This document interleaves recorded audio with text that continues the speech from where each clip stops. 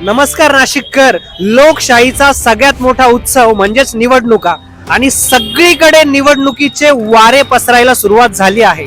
आता आपण लोकांसोबत चर्चा करणार आहोत आणि बघणार आहोत की नाशिक मध्ये कुठला पक्ष बाजी मारतोय. तर चाहिए क्या आम आदमी को? आम आदमी को चाहिए ये मसाल मसाल मशाल चाहिए. अच्छा है ठीक.